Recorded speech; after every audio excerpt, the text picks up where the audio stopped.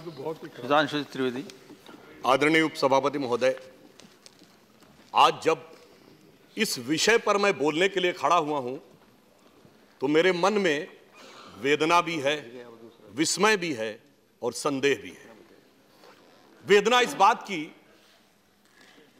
कि जैसा कि कल पिछले सदन में गृहमंत्री जी ने बताया कि 52 भारतीयों को अपने प्राण गंवाने पड़े, चाहे कोई उसमें से भस्म होकर राख हुए, चाहे कोई सुपुर्दे खाक हुए, मगर आज तक ये पता नहीं चला कि जिस आंदोलन के चलते ऐसे हालात हुए उसमें कौन सा लफ्ज, कौन सा हर्फ था जो किसी की नागरिकता लेने वाला था।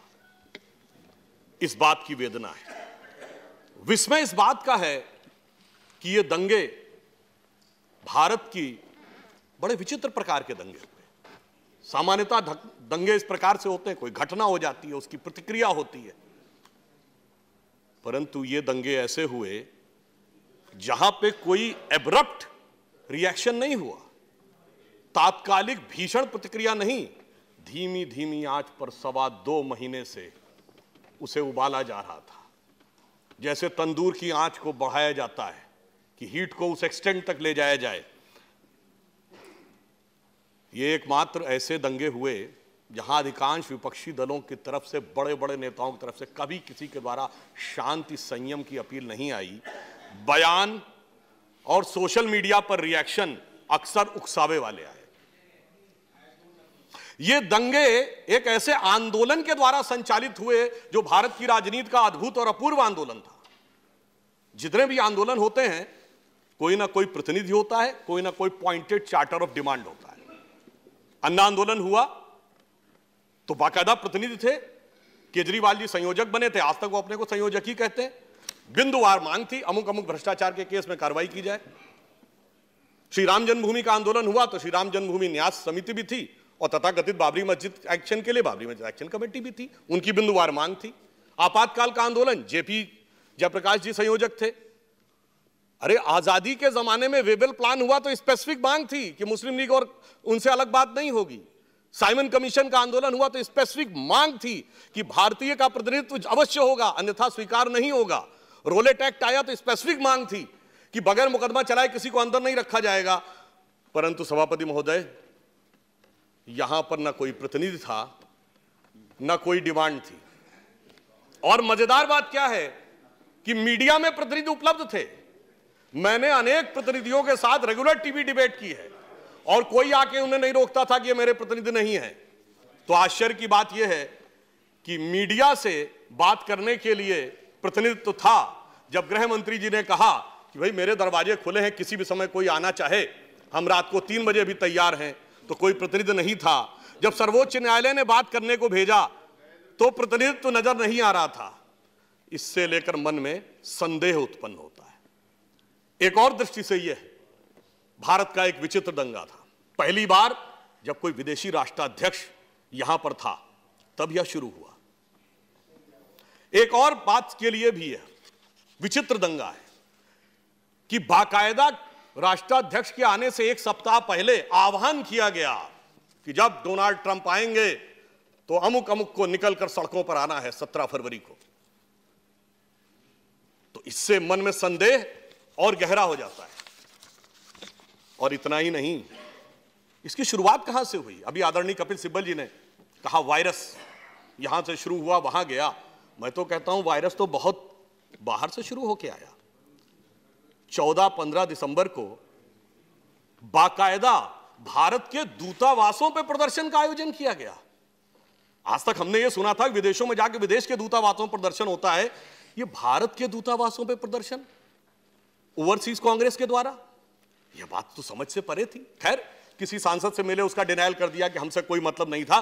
परंतु सभापति महोदय, मुझे यह समझ में नहीं आता कि मैं यह तस्वीर देखता हूं लंदन में आदरणीय मनमोहन सिंह जी की तस्वीर लगा के, आदरणीय सोनिया जी की तस्वीर लगा के कुछ लोग प्रदर्शन कर रहे हैं और बाकायदा ऐसे लोग जिनके पदाधिकारियों के नाम उनकी वेबसाइट पर हैं, उनके बयान अवेलेबल हैं। अरे भाई, अपनी सरकार को सुनाने के लिए यहां बात कही जाती है, बाहर किसको सुनाने के लिए बात कही जाती है? विदेशी मीडिया में 4 बातें निकलती हैं, बड़ी प्रसन्नता होती है। विदेश का कोई संस्थान प्रश्न पूछ ले तो बड़ी प्रसन्नता होती है। और डोनाल्ड ट्रंप जी के दौरे के दौरान क्यों किया जा रहा था? ताकि विदेश में बात हो। अरे क्या आवश्यकता है आज विदेश को इतना सुनाने की? अब हम अलग लेवल पर आ गए हैं, कोई जरूरत नहीं हमें लंदन में सुनाने की। रही होगी कभी उनकी हुकूमत, सभापति जी मैं कहना चाहता हूं, अपने वतन पर रही है हुकूमत सदियों तक गैरों की, लेकिन कुछ चेहरों पर अब तक धूल है उनके पैरों की। अब मैं ये कहना चाहता हूं, अगला प्रश्न ये किया जाता है कि जब ये हो रहा था तो गृह मंत्री जी कहां थे? कल गृह मंत्री जी ने उसका उत्तर दिया है। आप ये समझिए, जब अमेरिका का राष्ट्रपति भारत के दौरे पे हो, जिसका थ्रेट परसेप्शन वर्ल्ड में नंबर 1 रहता है, और खासकर तब जब बगदादी और सुलेमानी की घटना के बाद हो, तो थ्रेट परसेप्शन कितना हाई होगा। भारत की सुरक्षा एजेंसी और दिल्ली पुलिस को कितने प्रकार के राष्ट्रीय अंतर्राष्ट्रीय डायमेंशंस के बीच में गृह मंत्रालय को काम करना पड़ रहा होगा, समस्त संभावनाओं को देखकर काम करना पड़ रहा होगा। तो इसीलिए जो आप बात कहते हैं कि कोई घटना किस लिए हो रही है, 24 फरवरी, 25 फरवरी, 26 फरवरी, 27 फरवरी, गृह मंत्री जी ने क्या किया, यह रिकॉर्ड पे अवेलेबल है। 24 फरवरी को, जी बिल्कुल बता रहा हूं, 24 फरवरी को शाम को 7 बजे राष्ट्रीय सुरक्षा सलाहकार और आईबी के निदेशक के साथ बैठक हो रही थी। सुनिए, दिल्ली अपर आयुक्त के साथ बैठक हो रही थी। रात को 1 बजे तक इस विषय के ऊपर सजगता के साथ नजर रखने के लिए बैठक चल रही थी। 25 फरवरी को दिन की शुरुआत अधिकारियों के साथ समीक्षा बैठक से होती है। दोपहर 12 बजे नॉर्थ ब्लॉक में प्रमुख राजनीतिक दलों के अधिकारियों के साथ आते, इनके नाम पिछले सदन में भी बताए गए, वो सारे लोगों के साथ बैठ के बैठक होती है। 26 फरवरी को वरिष्ठ अधिकारियों के साथ और मंत्रिमंडल के लोगों को भी इस विषय में बताया जाता है। शाम के समय गृह सचिव, आईबी निदेशक, पुलिस आयुक्त के साथ, वरिष्ठ अधिकारियों के साथ गृह मंत्री जी की बैठक होती है। 27 फरवरी को दिल्ली में व्याप्त स्थिति के बारे में गृह मंत्री अधिकारियों के साथ समीक्षा बैठक लेते हैं। गृह सचिव और आईबी के चीफ के साथ समय समय पर जानकारी रखने के साथ दिल्ली पुलिस के हर गतिविधि पर नीतिगत निर्णय लेने के लिए क्षण प्रतिक्षण वहां उपस्थित थे। आपके इस प्रश्न को अर्पित गृह मंत्री के दिवस का क्षण क्षण समर्पित। अब मैं यह कहना चाहता हूं, इतना ही नहीं, एक बड़ी विचित्र बात मुझे लगी। आह्वान किया गया कि डोनाल्ड ट्रंप आएंगे तब यह करना।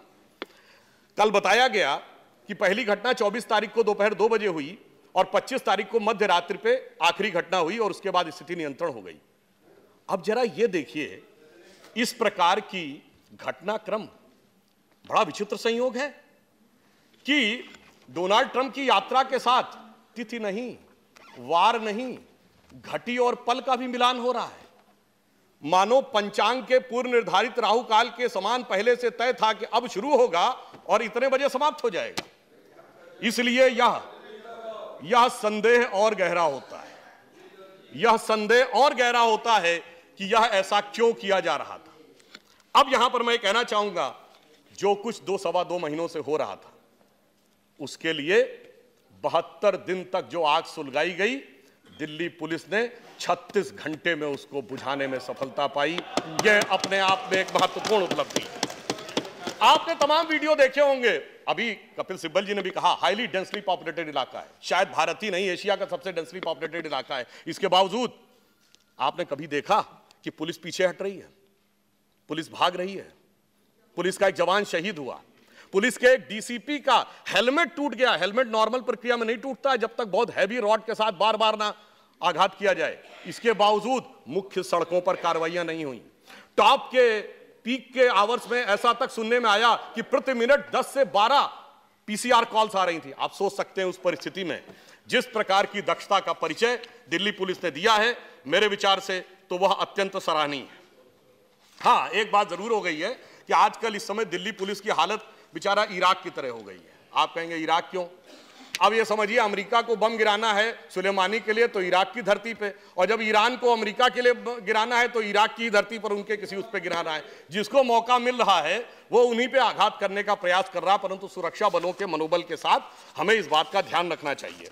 एक अन्य बात, हेट स्पीच के बयान, सभापति महोदय, मैंने सुना था कुछ लोग भविष्य दृष्टा होते हैं।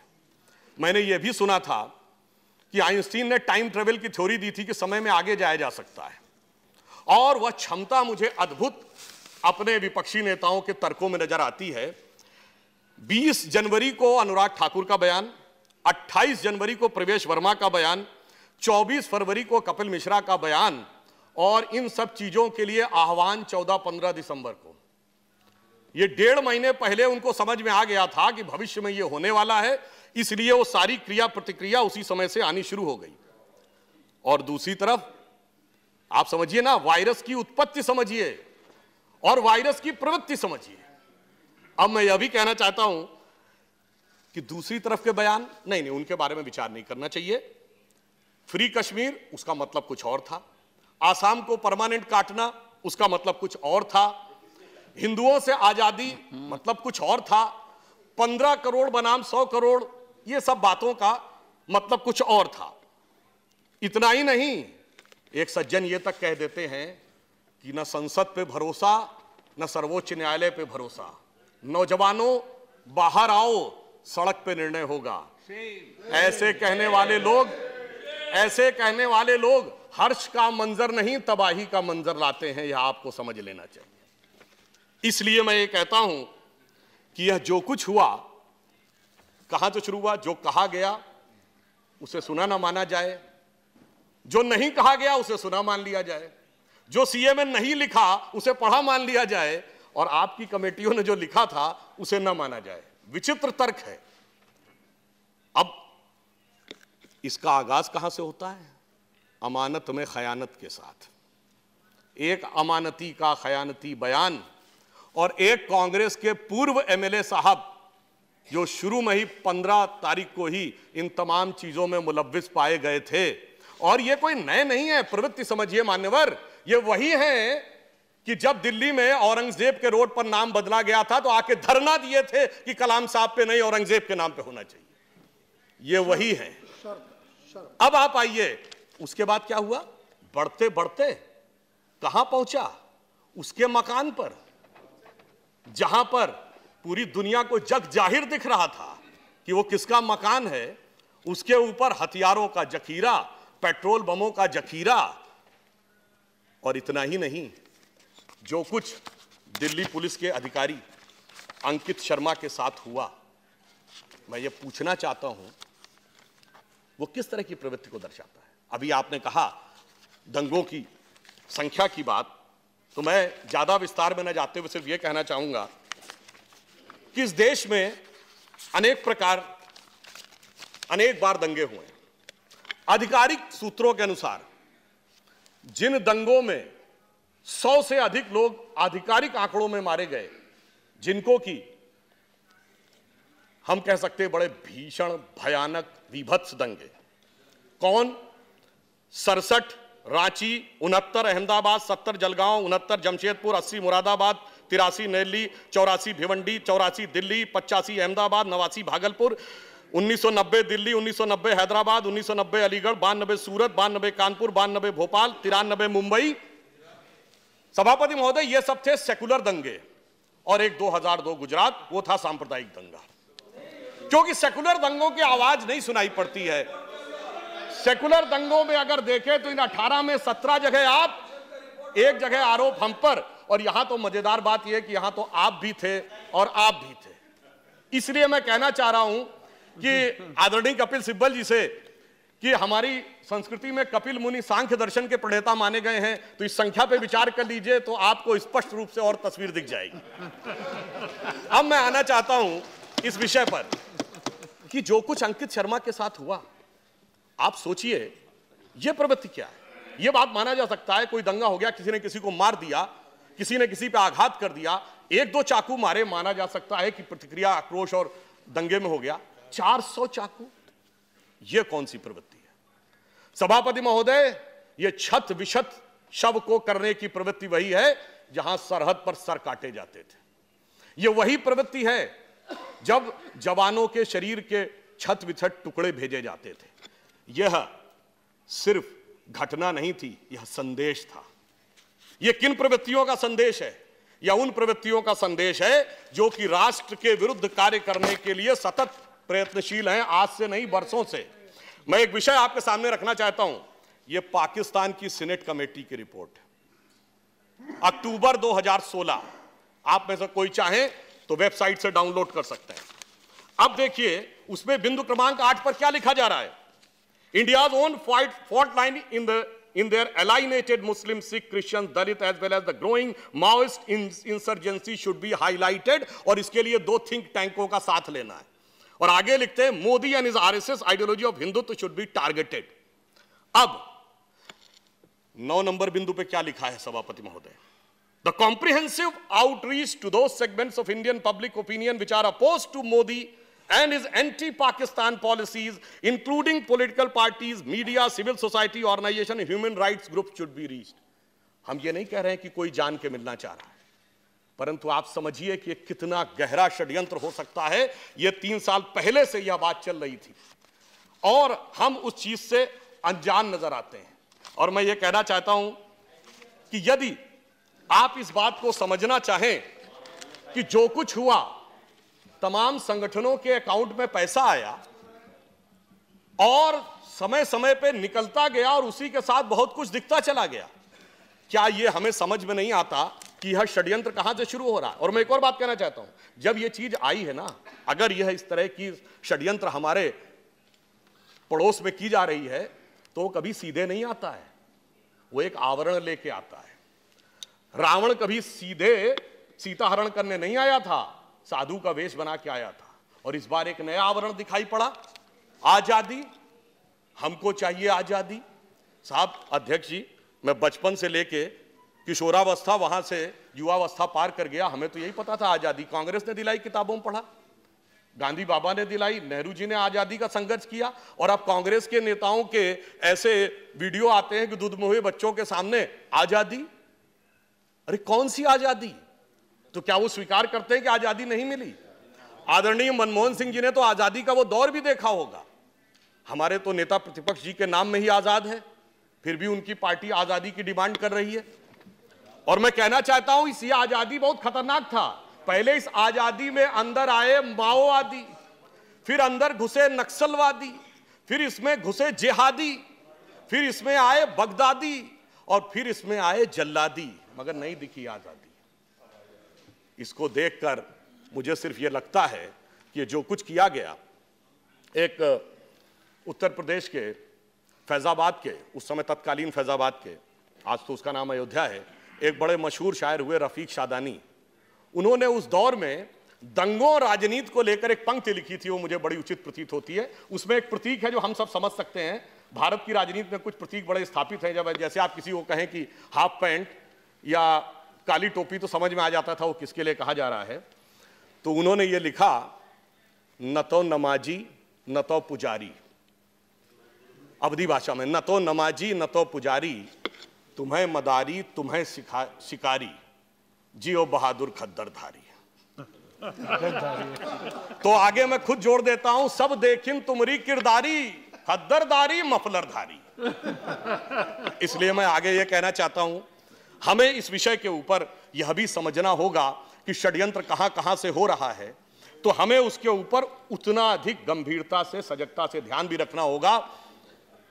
आजादी की बात करने वालों में हमें ध्यान रखना होगा कि ये कहीं हमारे लिए बहुत घातक किस्म का आंदोलन बनाने का षड्यंत्र तो नहीं है। आदरणीय अटल जी की एक कविता की पंक्ति शायद आप सबने सुनी हो तो याद आ जाए। आजादी पर उन्होंने लिखा था, अपने ही हाथों से अपनी कब्र न खोदो, अपने पांव कुल्हाड़ी आप न मारो, आप अपने आप कुल्हाड़ी आप न चलाओ, चाल पड़ोसी की समझो और आंखें खोलो, आजादी अनमोल न इसका मोल लगाओ। इसलिए मेरा मानना है कि ये इस प्रकार के जो विषय उठाए जा रहे हैं ये देश के लिए अत्यंत खतरनाक। और मैं सिर्फ ये कहना चाहूंगा, आप सब लोग तो बहुत समझदार हैं, वरिष्ठ हैं, क्यों इस प्रकार की बात करते हैं? साहब, हिंदी के एक बड़े प्रसिद्ध कवि हुए हैं बिहारी लाल जी। जब मिर्जा राजा जयसिंह औरंगजेब के जमाने में आसपास के इलाकों के ऊपर राजाओं पे बहुत कब्जा कर रहे थे, उसका लाभ प्रकारांतर से औरंगजेब को मिल रहा था, तो बिहारी जी ने एक दोहा उनको लिख के भेजा था, कहा था, स्वार्थ सुकृत न श्रम वृथा, देख विहंग विचार, बाज पराए पानी परी तू पच्छीनु न मार। यानी ना इसमें कोई स्वार्थ है ना कोई अच्छा कार्य है, ये पराए लोगों को इसका फायदा होने वाला है। छोटे छोटे पक्षियों को आप बाज के रूप में शक्ति है, मत मरने दीजिए। वैसे बिहारी लाल जी ग्वालियर के रहने वाले थे, जयपुर के महाराजा को उस समय समझ में आया, अब शायद ग्वालियर के महाराजा जी को भी बेहतर ढंग से समझ में आ गया है। अंत की तरफ बढ़ते हुए मैं ये बात कहना चाहूंगा, महत्वपूर्ण बात, एक कोट में बोलता हूं, no further goal justifies violence in present, it could not be the means to any political end, self discipline is crucial to Swaraj.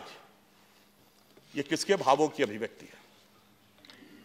आज से लगभग 100 साल पहले, 98 साल पहले, महात्मा गांधी जी ने जब असहयोग आंदोलन चलाया था और उस समय कुछ लोग सड़कों पे निकल आए थे, घर से बाहर सड़कों पे आ गए थे और आगजनी करने लगे थे, तो उन्होंने सारा आंदोलन रोक दिया था चौरी चौरा कांड के बाद। और उन्होंने कहा था कि मैं, यद्यपि उनका कोई व्यक्तिगत नहीं, उन्होंने कहा था मैं नेता के नाते इसका व्यक्तिगत अपने ऊपर दायित्व लेता हूं, हिंसा का कोई स्थान नहीं हो सकता, प्रतिक्रिया का कोई स्थान नहीं हो सकता, स्वराज्य में सबसे पहले स्वानुशासन हो सकता है। और इतना ही नहीं, लाला लाजपत राय, आप सबको शायद ध्यान हो, 1920 में कांग्रेस के अध्यक्ष थे, उन्होंने क्या बोला कि हमारा आंदोलन विफल हो गया, पर हमारी विफलता हमारे नेता की विराटता और महानता की तुलना में बहुत छोटी है। आज 100 साल के बाद सड़क पे आओ और आर पार की लड़ाई करो, वही पार्टी है, वही लोग हैं। 1919 में मोतीलाल नेहरू जी कांग्रेस के अध्यक्ष थे, आज भी वही परिवार के अध्यक्ष हैं। गांधी वो महात्मा गांधी थे, ये आज के गांधी हैं और आके कह रहे हैं कि आर पार की लड़ाई की बात करो। सभापति महोदय, आप समझ सकते हैं कहां से कहां पहुंच गए। नहीं बैठिए आप। हाँ जी बैठिए। अरे साहब आप बताइए ना, आर पार की बात किसने की थी सड़क पे आके? आर पार की बात 16 अगस्त 1946 को डायरेक्ट एक्शन के लिए हुई थी। इसलिए मैं कहना चाहता हूं, इतनी विराट पार्टी, इतना विराट नेता, इतना वरिष्ठ व्यक्ति, और इसके बावजूद ये आपके लिए विचार करने का विषय है। हम अपने समय के अंदर ही रहेंगे। समय की नहीं कह रहा हूं मैं समाप्त कर रहा हूं। चेयर को एड्रेस करिए, इधर उधर मत देखिए, आप बोलते जाइए। मैं सभापति महोदय, मैं सिर्फ ये कहना चाहता हूं कि गांधी, महात्मा गांधी से आज के गांधी तक आते आते ये कहां से कहां तक पहुंच गए। हाँ, ये बताइए, आर पार की लड़ाई की बात करना गांधीवाद है, गोडसेवाद है? बताइए, मैं आपसे पूछना चाहता हूं। हाँ, अब आइए, अब मैं आपसे एक बात कहता हूं, सुनिए। सुधांशु जी, आप सीधा सभापति महोदय, यदि ये इस विषय पे कहना चाहते हैं तो एक पंक्ति में कहना चाहूंगा, महात्मा गांधी कोई व्यक्ति नहीं थे, कोई हाड़ मास का व्यक्ति नहीं था, वो एक विचार था, एक वैचारिक अधिष्ठान थे, वो राष्ट्रपिता थे। मगर महात्मा गांधी का, हाँ मैं जवाब दे रहा हूं, अरे मैं जवाब दे रहा हूं आपको सभापति जी। महात्मा गांधी का, अरे सुनिए, कोई केवल सुधांशु जी का ही रिकॉर्ड में जाने वाला है, दूसरा कोई बोले तो जाएगा नहीं। सारा देश जानता है महात्मा गांधी का राजनीतिक दर्शन था राम राज्य, नित्य का भजन था रघुपति राघव राजा राम, अंतिम शब्द था हे राम, जो आज तक समाधि पे लिखा है। और जिस दिन 2007 में हलफनामा देके कहा गया कि राम थे ही नहीं, गांधी के व्यक्तित्व और आत्मा की हत्या उस दिन हुई। अब मैं ये कहना चाहता हूं, इस घटना ने जो कुछ इस देश में किया है, उससे किसी भी व्यक्ति के मन में करुणा उत्पन्न होना स्वाभाविक है, मगर उस करुणा की आड़ में जो राजनीतिक बवंडर खड़ा करने का प्रयास किया जा रहा है, उसके प्रति सजगता भी आवश्यक है। आदरणीय नरेंद्र मोदी जी, जिन्होंने अपने जीवन में उस स्थिति से जाकर क्षण क्षण तरण तरण समर्पित करते हुए राजनीति के जिस मुकाम पे पहुंचे और पद पर आने के बाद पहले दिन से उन्होंने जिस प्रकार की स्थिति देश में निर्माण करने का प्रयास किया, आज ये सब करके जो दिखाने का प्रयास किया जा रहा हो, तो मुझे लगता है शायद उनके मन से यह बात निकलती होगी कि अपने जीवन का व्रत देकर जिसको हाथों से पाला है, क्या वह केवल अवसाद मलिन झरते आंसू की माला है? वो आंसू की माला हम नहीं आने देंगे लोगों के आंखों में। और अंत में सिर्फ एक वाक्य कहूंगा, यह समझ लीजिए कि प्रधानमंत्री जी के तरफ से या सरकार की तरफ से कह रहा हूं कि तू अगर मेरे साथ नहीं है तो इसमें तेरी खता भी नहीं, क्योंकि हर शख्स मेरा साथ निभा सकता भी नहीं। वैसे तो एक आंसू भी बहा ले जाए मुझे, वैसे तो एक आंसू भी बहा ले जाए मुझे, मगर ऐसे कोई तूफान भी हिला सकता नहीं। धन्यवाद। डेरे को बैठ जी 12